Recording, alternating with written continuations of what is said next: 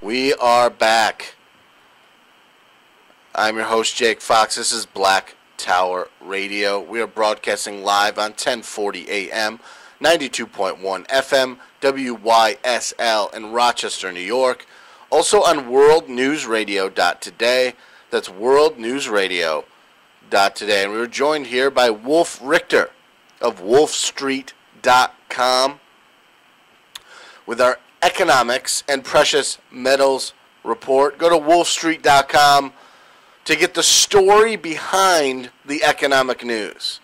Not just a brief synopsis of stocks fell today or gold went up today. You're going to get the reason why it happened and what to do next. What you should be thinking about, what you should be anticipating. That's what wolfstreet.com brings you in terms of economic analysis. I go here multiple times a day. Wolf has fantastic articles, and he has reporters in every area of the globe, Europe, North America, Asia, covering all the hot spots. You're not going to miss a thing. It's a great site. That's why we have Wolf on the show as frequently as possible. Thank you very much, Wolf, for coming on the show today. Thanks for having me back, Jake. Okay, so I wanted to lead off with this story. We were talking off air, and I mean, we were about to discuss what articles we were going to discuss on air when you told me a story about Google censoring your articles. You were targeted by Google for content that they did not deem worthy of advertising money for whatever reason, and I wanted to get your take on this. Earlier this year, Google made, and other sites too, such as Facebook, they made a big announcement about cracking down on different kinds of content that they deem offensive in some way, and that, I mean, they're going after terrorism, and they go after, child molesters and whatnot, and I think I'm not really opposed to that. There's a lot of stuff on the internet that probably shouldn't be published, that's just horrible, and and so I'm not one of those, everything has to be, it's a free-for-all on the internet, I'm not one of those. But at the same time, my website is non-political. I don't take political sides. It's about finance and economics. We don't, on my site, my articles are never discriminatory against any particular minority or anybody. I mean, look, I'm married to a woman of another race. This is just a completely non-controversial website when it comes to these issues. Now, we're digging into finance and economics, and there are plenty of things that we dig up that big corporations might not like. And the way I present them is I put stuff out in the public, that you might not see in other places. And we also have a lively commenting community. And but I police the commenting community pretty strictly, because I don't want to get into shouting matches between commenters, and I don't want to get the people that hate everything to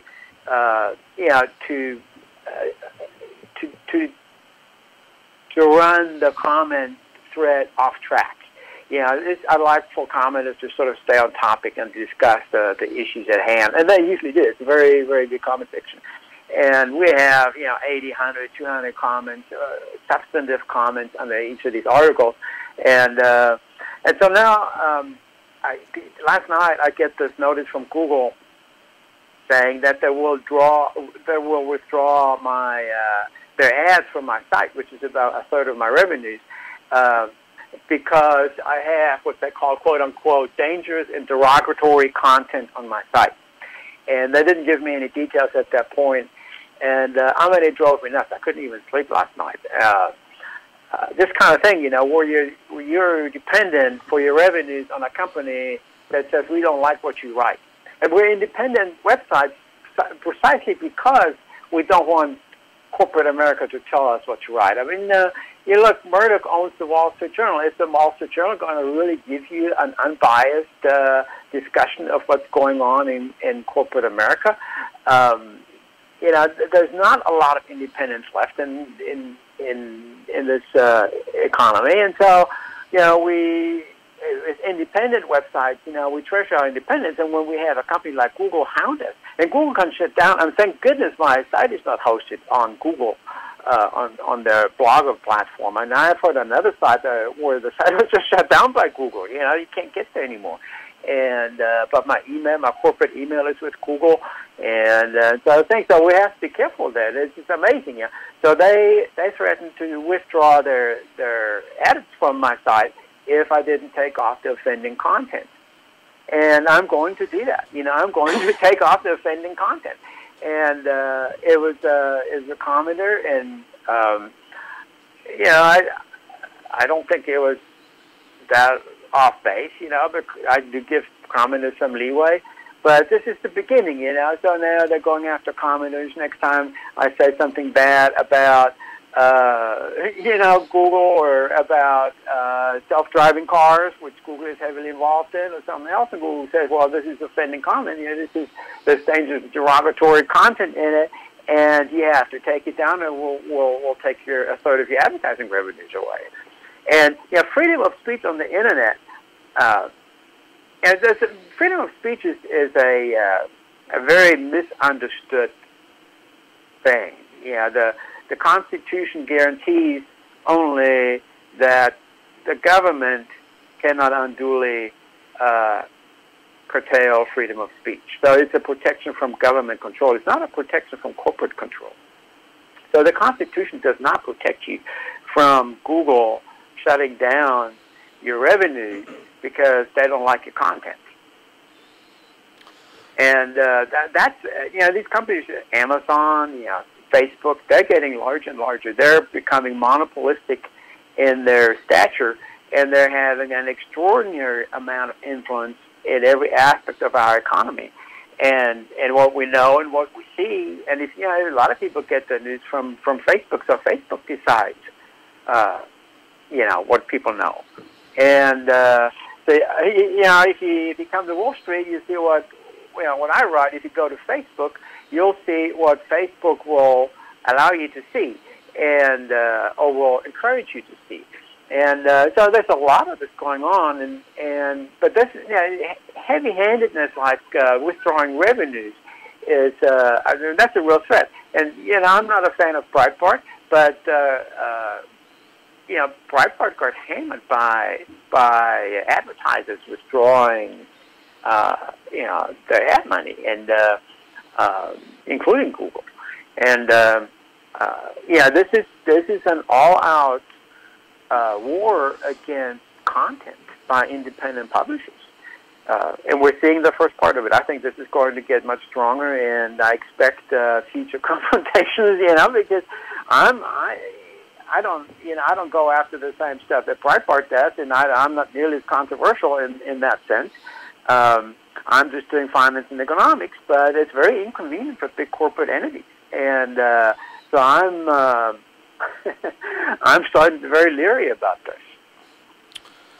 Yeah, I just read an article today in the New York Times about a think tank called New America. That Google, I'm sure you heard about this after your incident. Google funds them heavily. One of their scholars publicly praised the fines that were levied on Google, and the New America CEO fires the scholar who praised the fines publicly. So, we're getting into very dangerous territory with these monolithic entities, like you said, like Google, Amazon. Amazon is becoming like, the movie Idiocracy, where it's becoming what Costco was in that movie. You know, everything that Americans need or want in any sort of fashion. You know, this multifaceted, multi-purpose, monolithic monster that controls all aspects of our lives. It's scary, man. What a lot of people don't realize with Amazon is that the technology unit of Amazon, AWS, is the largest cloud operation out there, and it's a huge web server organization, so to speak. I mean, they have they have data centers all over the place, and they rent the space out. And they're clients of the CIA, and they're clients of Target, and they're clients of Walmart. You know, and about a third of the cloud is controlled by Amazon. The cloud is the internet. You know, what Netflix is on Amazon's cloud. Target has a lot of its website on Amazon cloud. Walmart, I mean, they're pulling this stuff off now because Amazon is a competitor, and they can look at what all the stuff that Walmart and Target have in that Amazon cloud. And I mean, to think that Amazon is just a retailer, Amazon doesn't hardly make any money in retail. Amazon makes its money with AWS. It's controlling the internet, and Google is trying to get there too. It has a big cloud service, but it has it's big into the Internet of Things, and I mean, like you said, I mean they go after voices that rebel against that. They fund their own studies. I mean, we've read that now about Google, where it has funded hundreds of studies that supported large data companies and so forth, and saying that they didn't have monopolistic problems, and these they hire professors to put out these studies, essentially whitewashing Google's efforts to become a monopoly.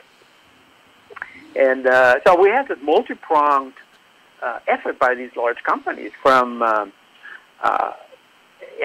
go after this from all sides. The studying, funding the studies, going after individual voices like the professor, or trying to quash little people like me and what we say. And it's going to be interesting. We're in for a rough ride, I think.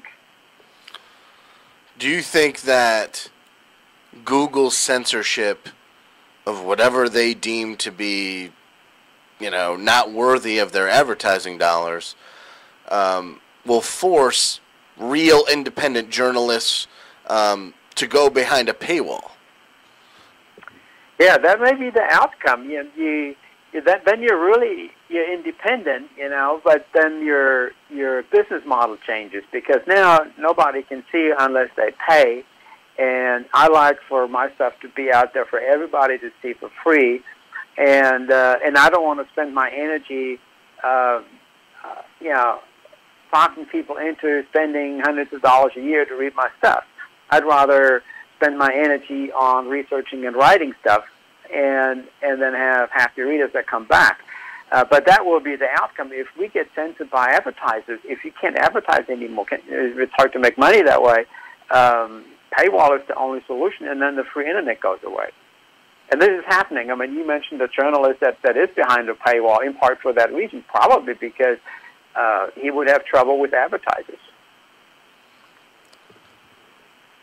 Where do you see this going, Wolf? I mean, do you see this going? I mean, right now it's mostly attacking. I mean, let's be honest. Sites that are slanted to the right, right-wing thought and ideas. I mean, do you think this is just, in the future, it's going to be a clampdown on all, challenging thought to the establishment, whatsoever? I don't think it's necessarily. Yeah, I do agree. I think it's going to go that way, but it's not really an attack on the establishment that they're worried about. It's an attack on large corporate entities that these corporate entities are worried about. They are essentially apolitical. It doesn't matter whether you're right or left. A corporate entity wants to get larger and wants to not be impeded by government of any stripe, and they don't want voices out there that call out the issues of these monopolistic structures. And I think we're headed that way. I think we have too much concentrated power. And then healthcare, the same thing. And healthcare is bigger, in many ways. And you got the same thing going on, And I think I'm really worried about that. I mean, and I don't see any political entities at this point, opposing this. At this point, it's a bipartisan consensus somehow that this is okay. And and you crack down on right-wing people. It is 1/10 of a degree further to crack down on left-wing people or to crack down on people that criticize corporations. I mean, once you start cracking down on any one group, you're free to do that. You're free to crack down on anyone you find inconvenient. And so this is really worrisome. And last night, I got my wake-up call. I mean, I've been writing about this issue and from an outsider's point of view, looking in, and writing about other people's issues with this. And last night, I got my own confrontation with this. And I mean, this has a stunning impact on how you see the world when this happens. Do you think we've reached a point of no return? Like, have we completely been swallowed by the corporate Borg? The problem that I see is that the people that speak out against it are not the young people, largely. I mean, the young people demonstrating in the street, and that's one thing. But the people that are really speaking out against it, politically and in the media, these are older people. Older people that are not used, older meaning 40 plus, that are not used to being tracked with everything that they deal with. They're not used to having a smartphone. They didn't grow up with a smartphone in their pocket that tracks every movement. And, the younger people grew up that way. And they're, I don't see a lot of resistance from the younger people. And, they're part of this in a sense. They're in harmony with it seems. And when the young people are not rebelling against it, I don't think there is a chance this can. Probably we've reached the point of no return. It would take the millennials to come together massively against this. I think there would be a chance to turn this around. But I don't see this happening, and I think this is the route we're going, and we'll have to deal with it. Yeah, that's really unfortunate. These young people, they don't really know what real liberty is like the older people do. The older people know that, that they've experienced these sort of things where real voices can be regularly heard without worry. But now there's, they've grown up in a post 9/11 world their whole lucid lives, and now they've just been conditioned to accept things like this. Well, it's really unfortunate. But Wolf, thank you very much for coming on and joining in this discussion with me. I think it's very important. And I wish you, obviously, the best of luck because you're a great guy, first of all. And second of all, you bring great information to people. But thanks again for coming on the show. And I highly suggest everyone go to wolfstreet.com, support Wolf with your numbers and your clicks. His information is fantastic enough for Google to want it to go away. So thanks, Wolf. Thank you, Jake. Talk to you. Bye-bye. Bye. And that was Wolf Richter from wolfstreet.com. Join us next week as we will have another edition of your favorites in alternative media. That's all for this week. Thank you very much, and stay tuned.